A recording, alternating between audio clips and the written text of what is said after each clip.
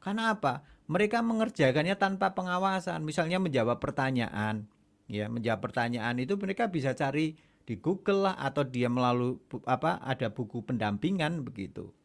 Nah, sekarang kembalinya adalah guru bahwa metode penilaian ini kan tidak serta-merta hanya itu saja. Banyak toh. Tidak hanya seperti sekarang multi choice itu cuma pilihan ganda A B C D. Bagi saya kok tebak-tebak manggis itu.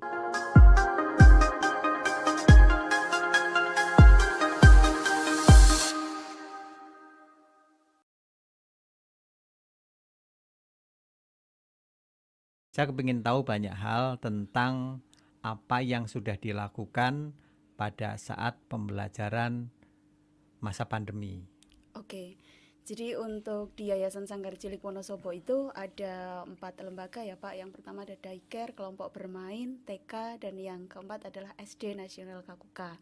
Nah, di masa pandemi ini mau tidak mau kan kita juga harus menyesuaikan dengan kondisi agar nanti pandemi ini pembelajarannya tidak memberatkan anak. Karena yang kita hadapi ketika pandemi ini adalah 2 Pak. Apa? Yang pertama adalah anak, yang kedua adalah orang tuanya. Anak dan orang tua. Ya, betul sekali. Tapi kan ini permasalahannya cukup banyak ya. Iya. Orang tua sibuk, harus bekerja, sehingga anak harus belajar di rumah. Pertanyaannya siapa yang mendampingi kan begitu? Betul. Jadi gini, pembelajaran untuk daring ini mau berhasil dan enggak, kalau sistemnya udah bagus, mau dibawa kemanapun, itu oke Pak. Ya. Contohnya yang sudah kita terapkan, ini hampir 95% pembelajaran yang ada di Yayasan Sanggar Cilik Wonosobo ini berhasil. Berhasil? Iya. Wah keren. Luar biasa kan Pak? Ini adalah iya keren lah wong sing ngomong iya bakule kok sih ora ono kecap nomor 1. Tapi paling tidak kita sudah siap gitu. Sudah siap sejak awal ada masa pandemi, kita punya sistem toh. Betul, iya. Yang sudah bisa diterapkan dengan segala situasi. Cuma kalau yang lain belum, sehingga harus terkaget-kaget dengan melihat perubahan begitu. Contoh seperti penilaian gitu. Penilaian sekarang yang banyak dilakukan itu kan penilaian hasil. Penilaian hasil, betul Untuk sekali. mengukur kemampuan anak itu harus dites dulu. Betul. Dia harus menjawab sekian pertanyaan lalu diukur dengan angka. Itu yang terjadi pada umumnya. Sekolah lain. Tapi ini aja lah kembali pada kita mau ngomong global saja secara umum kaitannya karo permasalahan pendidikan yang ada di Wonosobo dan umumnya adalah di Indonesia. Ini terjadi, ada dikotomi sekolah negeri dan sekolah swasta. Menarik ini Pak. Ya, saya adalah salah satu orang yang mendukung adanya zonasi. Itu dari awal ya Pak? Wonosobo termasuk digencarkan. Iya, Wonosobo termasuk telat. Iya. Betul. Hanya kita mendorong bagaimana pernah terjadi itu. Waktu ada PPDB, ternyata dibatalkan oleh beberapa anggota dewan. Wah, itu. Alasannya? Ternyata mereka hanya membuat pernyataan yang ditandatangani yang kebetulan pada saat itu beliau-beliau yang tanda tangan itu adalah menjabat sebagai anggota DPRD. Ini terjadi dulu. Sehingga berjalannya waktu, akhirnya pemerintah menekankan setiap kabupaten harus menerapkan proses PPDB itu dengan sistem zonasi. Sehingga apa yang terjadi? Banyak yang kaget. Sekarang sudah tidak ada lagi dikotomi sekolah gitu. Ada ini sekolah unggulan lah atau ini sekolah berprestasi lah. Betul. Ya, sekolah favorit. Semua sekolah negeri itu sama statusnya. Karena ini memang benar sesuai dengan amanat undang-undang itu bahwa pendidikan itu diselenggarakan itu ya tidak boleh ada diskriminasi. Iya. Ya, contohnya misalnya di situ yang sekolah anak yang pinter-pinter saja, di situ sekolah anak-anak yang kaya-kaya saja, semuanya boleh masuk karena sekolah negara itu adalah milik masyarakat. Permasalahannya untuk anak yang berkebutuhan ini masuknya kemana semacam itu kan? Itu yang kadang dilupakan. Lah itu kadang sering juga loh masih dijumpai. Ada anak-anak yang kebetulan secara fisik dilahirkan kekurangan. Maka kan kita sering sebut dengan anak Berkebutuhan. berkebutuhan khusus ini jarang dilayani. Betul. Hingga sekarang Kabupaten Wonosobo itu juga belum memiliki sekolah yang basisnya adalah basis untuk anak-anak berkebutuhan khusus. Padahal haknya sama kan ya Pak? Padahal hanya sama. Jadi tidak ada diskriminasi itu. Nah, makanya termasuk juga salah satunya itu bahwa sekolah negeri diperuntukkan bagi seluruh masyarakat tanpa kecuali. Nah, inilah yang menyebabkan kenapa kita ingin bergerak gitu, memberikan sebuah pemahaman kepada masyarakat supaya ayo kita bersama-sama bagaimana bisa memanfaatkan sekolah-sekolah negeri milik pemerintah ini dijadikan sebagai wahana, sebagai sarana untuk belajar bagi anak-anak kita. Karena yang namanya pendidikan itu sendiri kan tujuannya adalah untuk mempersiapkan calon generasi yang nantinya akan menggantikan kita ya. Betul sekali. Bu Rahma boleh kok ngorek-ngorek. Sebenarnya saya host gitu, tapi ini nggak apa-apa. Ini karena kebetulan ini memang interestingnya bidang pendidikan, terutama pendidikan karakter. Boleh tanya banyak hal. Oke. Atau saya nanti balik tanya. Saya tanya dulu Pak, ini Oke. mumpung ada kesempatan. Jadi dengan diterapkan kurikulum 13 ini banyak sebenarnya guru-guru yang merasa kebingungan. Sebenarnya itu bagus sekali jika gurunya mau istilahnya itu berinovasi. Jangan K13 ini tapi penerapannya kayak kurikulum 2006. Jadi Ya. pembelajarannya masih biasa semacam itu. Nah itu untuk mengupgrade SDM-nya itu seperti apa sih Pak? Ini Orang gimana? Indonesia itu memang kayaknya sulit move on ya. Nah itu. Jadi sepertinya tidak mau menerima sebuah perubahan gitu loh. Jadi saya jadi pernah mengklasifikasikan atau mengkelompokkan bahwa Indonesia itu bahkan di seluruh dunia itu fasenya ada dikelompokkan dari fase struggle, adjustment, terus ada lagi fase resource. Terus pada saat ini kita menghadapi fasenya setelah fase kapitalis, nah, sekarang sudah berubah menjadi fase sosial. Apa itu fase sosial gitu?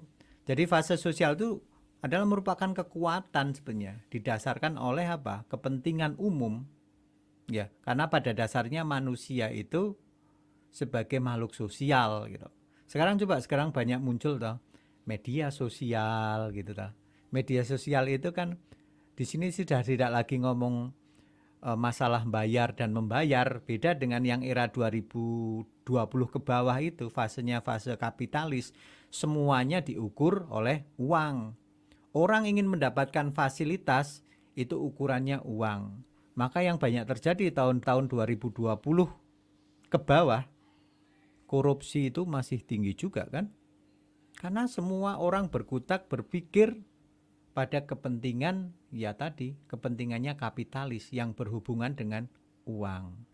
Nah, sekarang kita lihat apa yang terjadi pada masa-masa hampir 1 tahun lebih ini. Kita menghadapi pandemi, tentunya mau tidak mau kita harus beradaptasi.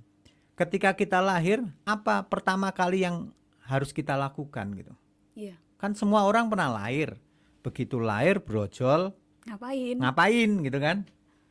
Tugas pertama kali ya beradaptasi. Jadi sama halnya seperti itu.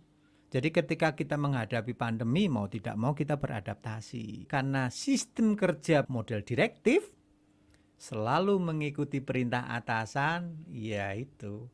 Akhirnya jadi banyak guru, banyak pemangku kebijakan yang terkurung tuh. Sehingga mereka untuk berkembang itu nanti saya takutlah dimarahi oleh pihak-pihak tertentu gitu karena tidak sesuai gitu. Padahal sejatinya bahwa di sistem pendidikan kita itu sebenarnya diberi ruang kebebasan guru itu untuk mengembangkan diri gitu loh. Tapi tetap menggunakan standar yang diberikan oleh negara. Betul begitu. Sekali. Banyak guru-guru kenapa tidak mau mengembangkan diri? Ya itu tadi permasalahannya ya di situ sistem birokrasinya yang menyebabkan guru-guru jadi sulit berkembang. Terus yang kedua kaitannya adalah dengan kegiatan seablek administrasi lah. Betul. Guru masih disibukkan ngurusi bos. Nah, guru masih disibukkan ngurusi administrasi lah gitu loh. Padahal banyak sekali, sehingga kadang-kadang guru ya banyak yang tidak fokus pada tugas utamanya itu adalah mengajar. Ngono, Bu. Gitu ya Pak. Oh, oh. Ternyata simple, intinya kita apapun keadaannya, apapun istilahnya, ini kita harus mampu menyesuaikan diri, harus mampu beradaptasi. Ketika kita istilahnya komun, bahasa di Wonosobo ya Pak, Ya. komun dengan perubahan ya, yang ada kita akan istilahnya itu ketinggalan. Nah, Seperti sekarang saya mau itu. tanya, Ya. bagaimana penerapan sistem 5LR yang kita kembangkan? Nah, FAV-LR, Fun Active Valuable Learning Learning System. Iya. Jadi itu luar biasa sekali Pak. Jadi sudah kita terapkan di Yayasan Sanggar Cilik Wonosobo. Jadi dengan kita menerapkan FAV-LR-nya itu, sistem pembelajarannya berhasil luar biasa, dan yang paling penting adalah bikin anak-anak bahagia Pak. Iya. Jadi cerdas itu perlu, tapi anak juga berhak bahagia Pak. Itulah Itu. yang menjadi kata kunci bahwa anak-anak sekarang itu belajar nggak bahagia loh. Anak-anak memang mendapatkan beban ya, beban tugas, tadi beban pekerjaan yang kadang-kadang sebenarnya tidak penting-penting amat gitu loh. Nah, tolong dipahami orang tua maupun masyarakat itu bahwa belajar itu bisa di mana saja, kapan saja, oleh siapa saja. Bahkan sekarang sudah menggunakan media yang begitu luas. Pengetahuan anak itu sudah jauh di luar ekspektasi kita. Bahkan loh ditemukan banyak toh, kemampuan anak itu melebihi kemampuan guru. Nah, Terus yuk guru mulang ngopo bro nek kaya kono jajal. anak kecil Pak, anak TK, kemampuan bahasa Inggrisnya itu luar biasa sekali Pak. Iya banyak toh. Itu karena pengaruh teknologi, ilmu pengetahuan itu sebenarnya bisa, tadi Pak Umar bilang, kita dapatkan dari mana saja. Cuman ada hal yang anak-anak sebenarnya itu butuh di sekolah itu apa sih, kayak gitu. Iya sosialisasi. Karena kan semakin berkembangnya kebutuhan hidup, semakin berkembangnya aktivitas, lingkungan sosial, ya dengan melihat kesibukan orang tua gitu, itu perlu anak itu ada pendampingan. Jadi sekolah itu bukan pengajaran gitu loh. Jadi pendidikannya lebih melihat pada pendampingan gitu. Makanya di teori Alder pernah menyampaikan begini, bahwa untuk melihat guru pada usia tadi sekolah pada usia prasekolah maupun usia pendidikan dasar, itu menempatkan guru itu adalah sebagai teman. Jadi guru sebagai teman, bukan guru sebagai orang tua gitu loh. Sehingga mereka dengan metode semacam itu, anak akan jadi merasa nyaman, akan merasa senang ketika dia sekolah gitu. Betul Pak, jadi ini semakin kesini semakin menarik ya Pak. Jadi bahwa sekolah itu ya benar-benar dikonsep bagaimana agar anak itu di sekolah bahagia. Dan untuk panggilan ke gurunya itu tidak harus Bapak, ibu. Biar manggil namanya aja nggak apa-apa. Kalau di kita manggilnya beda. Apa? Kakak. Coba saya mau tanya dulu, kaitannya dengan persiapan ujian sekolah. Karena ini adalah untuk pertama kalinya SD Nasional Kaguka itu menyelenggarakan ujian sekolah. Dan itu sebagai indikator untuk meluluskan anak-anak kita. Tetapi saya sebelum pelaksanaan aja saya sudah jamin 100% pasti lulus. Iya Pak. Iya. Cuman memang kita harus istilahnya anak-anak tetap harus berproses ya Pak. Iya. Jadi untuk anak bisa lulus sebenarnya mudah sekali syaratnya.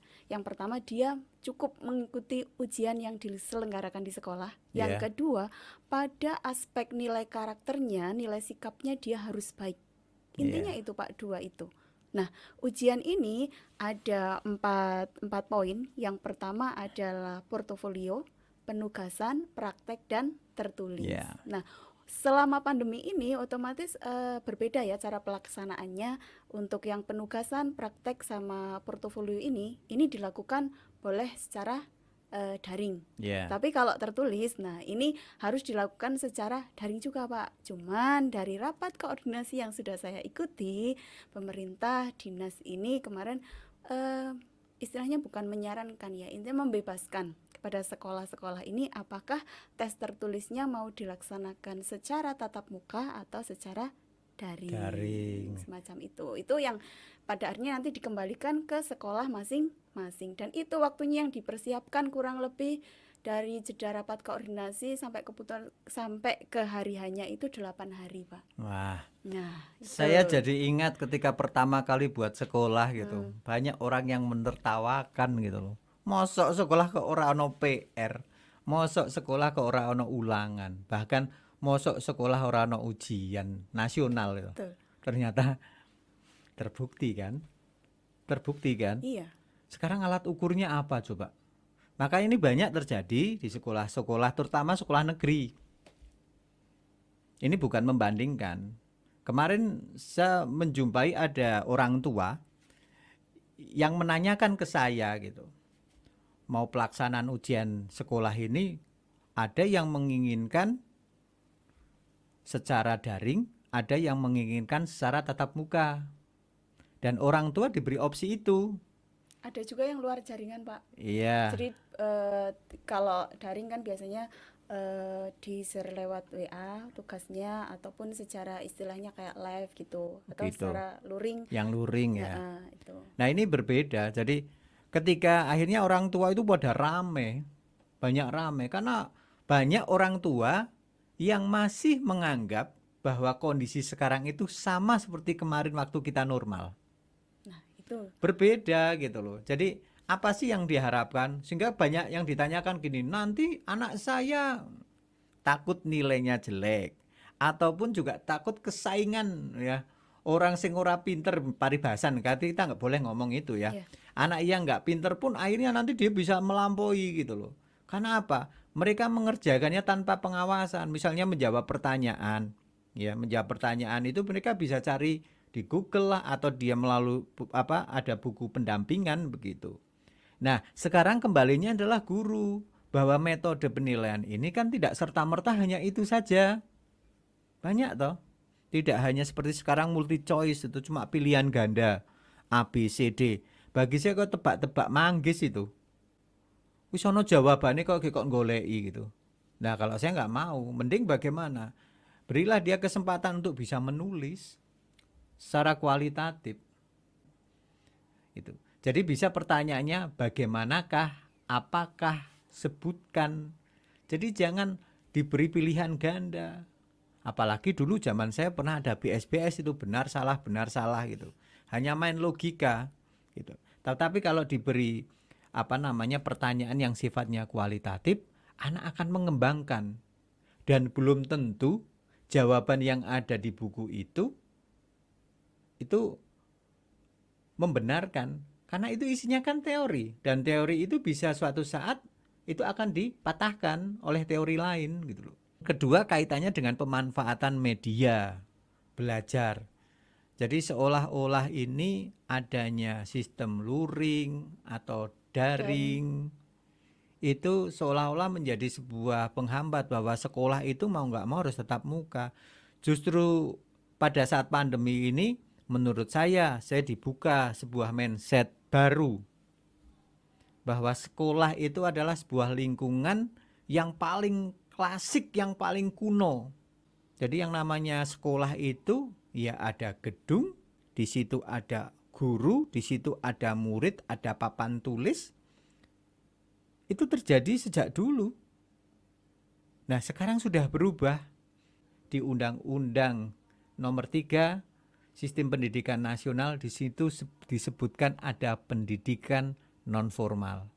Kejar paket A, B, C. Dan itu sama statusnya sekolah pada umumnya. Toh boleh toh dari kejar paket langsung masuk kuliah. Nah, inilah yang menjadi salah paham itu di situ. Terus Kak Seto di awal-awal tahun 2000 juga dia mulai memperkenalkan adanya homeschooling. Pada saat itu banyak diprotes oleh masyarakat gitu. Yang namanya sekolah itu ya harus dilembagakan. Ternyata sekarang tidak. Dan banyak orang yang melakukan sekolah hanya cukup di rumah. Namanya homeschooling. Itu. Jadi banyak alternatif. Dan sekarang sangat mungkin untuk membuka mindset itu di masa pandemi ini. Ngono lho, Bu. Iya, dan saya kayaknya pernah dengar ya, Pak Umar sudah mencetuskan untuk homeschooling ini sudah lama ya. Dan Oh, iya. mungkin ke depan pengen ya Pak adanya homeschooling yang diterapkan di Yayasan Sanggar Cilik ya Pak. Ya kita ngembangkan dua gitu. Dan buktinya sekarang anak-anak hampir sebagian besar di Indonesia homeschooling. Guru melakukan apa? Pendampingan. Pendampingan. Pembelajaran dia mencari sendiri. Maka ketika ada subtema atau subpokok tema dan sebagainya, anak diberi clue-cluenya, diberi indikatornya, supaya apa? Paham. Nanti materi yang akan diberikan, itu tujuannya adalah untuk ini. Contoh misalnya, apa yang disebut dengan ekosistem? Maka anak harus mencari pengertian tentang ekosistem. Nah, ekosistem itu terdiri dari apa saja, kan begitu. Jadi critical thinking ini kalau dikembangkan terus, maka ini akan menjadi sebuah pembiasaan yang baik. Bahwa tujuan pendidikan nasional itu sejatinya adalah menempa anak-anak kita itu kelak akan menjadi calon warga negara yang demokratis dan bertanggung jawab. Menarik sekali ya Pak. Kuncinya Itu adalah bertanggung jawab dan demokratis. Iya. Itu. Nah ini saya kembalinya pada konsep sing menyenangkan tadi gitu loh. Ya tadi, asal lingkungannya kita dibuat yang menyenangkan, baik dia mau belajar di sekolah, mau belajar di rumah, bahkan belajar di lingkungan yang lebih luas lagi, asal situasinya dibuat senang itu anak akan cepat mendapatkan apa? Pengetahuannya, mendapatkan pengalamannya begitu. Karena namanya sekolah itu kan tidak hanya semata-mata nilai. Coba sekarang tanya Bapak apa Ibu apa kabar toh dengan nilai rapot? Ini disimpan, ora dinggo. Iya. Ya toh? Tetapi ternyata yang dipakai apa? Keterampilannya. Maka ini penting sekali. Jadi ketika mau mengembangkan bakat, minat gitu, ya sudah diberikan kesempatan kepada anak untuk mengembangkan itu. Dia memang senang di bidang seni, kembangkan. Memang dia senang di bidang IT, kembangkan. Dia senang di bidang olahraga, kembangkan. Ataupun yang lainnya dan masih banyak lagi gitu. Bahkan kalau mau dihitung dulu yang namanya profesi zamannya kita gitu. Namanya orang pinter itu ya jadi dokter, jadi insinyur, terus jadi pilot, jadi pramugari tentara. Padahal sekarang yang namanya profesi itu sudah tidak lagi bisa dihitung. YouTuber pun bisa atau sebagai profesi gitu loh.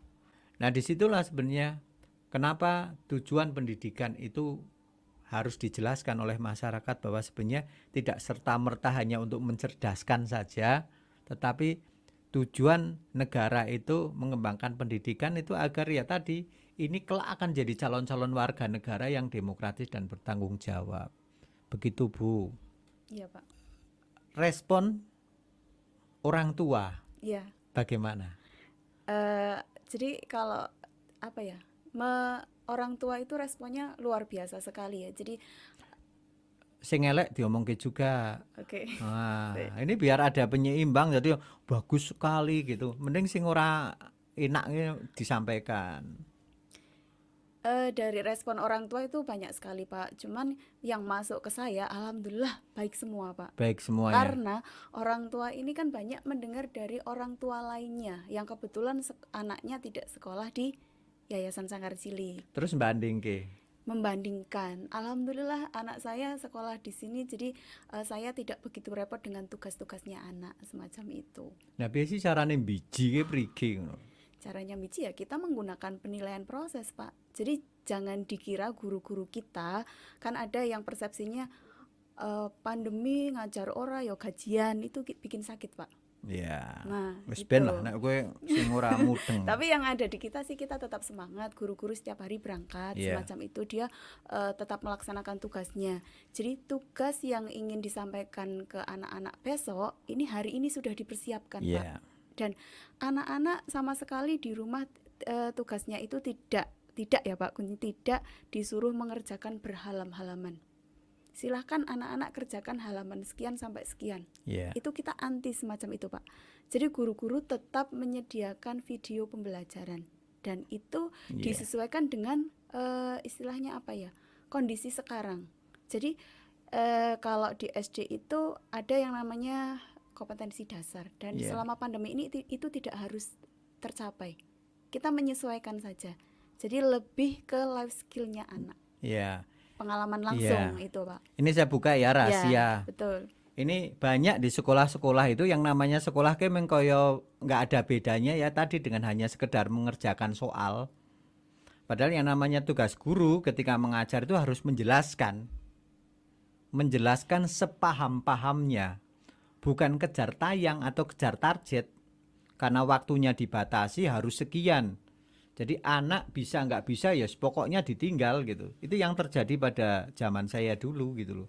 Ketika saya belum paham, ya wis ditinggal materi lain gitu. Nah, ini apa yang terjadi? Nilai yang saya dapatkan tidak maksimal gitu loh. Nah, terus ada lagi gini. Sekarang buku pelajaran. Dulu memang banyak toh yang namanya penerbit-penerbit itu datang ke tempat kita Iya, menawarkan, terus bekerja sama, ngeibati. Nah, ini sampai sekarang juga masih berlaku terus gitu. Bahkan negara sudah menyediakan buku melalui buku e-katalog atau ya. iya. Itu boleh yang di-download langsung gitu atau mungkin bisa melalui aplikasi tertentu gitu. Dan setelah itu bukunya berbeda dengan buku yang dulu. Buku itu adalah literasi, bukan buku soal. Nah, di situ yang terjadi banyak buku-buku yang isinya itu cuma titik-titik yang harus kita tulis. Dan setelah itu nggak bisa kita pakai lagi karena materinya untuk tahun berikutnya berubah. Dan banyak guru maupun siswa maupun orang tua itu yang bergantung pada buku itu. Nek ora ono buku kue bingung kelabaan. Gimana belajarnya gitu ya Pak? Iya, padahal saya selalu tanya ke guru-guru toh, Ya, sering nggak kamu baca? Baca apa Pak? Kan bingung toh. iya. Padahal yang saya inginkan adalah baca buku literatur. Sebagai orang akademisi gitu, ya mau nggak mau harus membaca lah Bu. Karena yang namanya ilmu pengetahuan setiap saat itu akan berkembang. Kalau kita tidak dibekali itu, ya wes kita tertinggal selamanya. Jadi kan sangat kelihatan ada benang merahnya dengan tingkat kemampuan belajar anak. Baik secara internasional, itu kan Indonesia pada peringkat berapa coba? Selalu peringkatnya kan 10 besar dari Dari bawah. bawah. Itu yang terjadi. Ketika ada Pak Nadiem Makarim menjadi Menteri Pendidikan ini, saya sangat menaruh harapan gitu dengan inovasinya itu. Tetapi malah di awal-awal bulan Februari Maret itu muncul pandemi sehingga program-program itu sampai sekarang belum bisa berjalan. Tetapi paling tidak mulailah nanti dilanjutkan. Dan ternyata ada sebuah perubahan dari sistem penilaian itu. Banyak ini kan sekarang banyak toh guru-guru melakukan pelatihan-pelatihan yang terkait dengan asesmen. Benar toh? Iya. Iya. Jadi yang dinilai tidak lagi hanya sekedar angka tadi. Dia bisa jawab soal. Karena ini biar tahu masyarakat ada 3 hal gitu. Jadi pendidikan itu yang diukur itu adalah kemampuan afektif, kognitif, dan psikomotorik. Atau kata lainnya apa Jal? Kata lainnya yaitu sikap, pengetahuan, dan keterampilan. Iya. Bobotnya yang paling besar juga berbeda loh Pak. Apa? Jadi bobotnya yang paling besar adalah dinilai sikapnya. Itu Dinilai kalau di sikap. kita ya, Karakter. karakternya. Iya. Tuh. Neng kadang-kadang karakter diukur itu sering salah persepsi. Salah persepsi, salah penyampaian. Iya. Tapi kalau menurut saya gini Pak, kalau sikap itu tidak bisa istilahnya ditarget 6 tahun, Ya ora nggak iso. bisa. Karena namanya karakter tadi sikap itu Iya. karakter itu ya adalah sebuah perilaku yang akan dia gunakan itu terus menerus. Jadi tidak hanya pada saat itu gitu. Misalnya, nah ini saya pernah kan melakukan kajian juga melihat di Jepang gitu. Sebenarnya setelah saya pelajari secara umum bahwa karakter tertinggi itu ternyata itu ada pada sikap respect loh. Makanya saya mengelompokkan anak TK atau anak preschool targetnya itu apa? Ya kemandirian. Gitu toh. SD itu targetnya apa? Karakter. Gitu. Yang ketiga SMP targetnya apa? Critical thinking. Makanya anak-anak kita itu kan untuk berbicara aja bingung. Berkomunikasi bingung. nggarap soal bahasa Inggris ki menguntung-untungan. Jujur aja, dhisik ngono ra. Iya. Ana Hasil. pelajaran bahasa Inggris, Kalau saya gini Pak, ngitung. untung-untungan. Jan ora ngerti soalnya Karena munine nggak opo ki ora tahu. ngerti. Iya. Iya toh? Ya untung-untungan dijawab. Itu yang terjadi. Nah, sekarang enggak. Keterampilan itu menjadi faktor penentu juga selain karakter. Nah, makanya kenapa konsep KKUK itu karakter. Kualitas, kreativitas. Nah, kan karakter, kualitas, kreativitas. Nah, jadi itu penyeimbang sebenarnya. Makanya pernah saya sampaikan juga, kenapa sih perlu kreativitas? Yaitu karena itu bekal yang nantinya akan digunakan sepanjang hayat, dan nanti pada eranya nanti gitu, orang yang bisa berusaha di bidang apapun itu dia akan menang.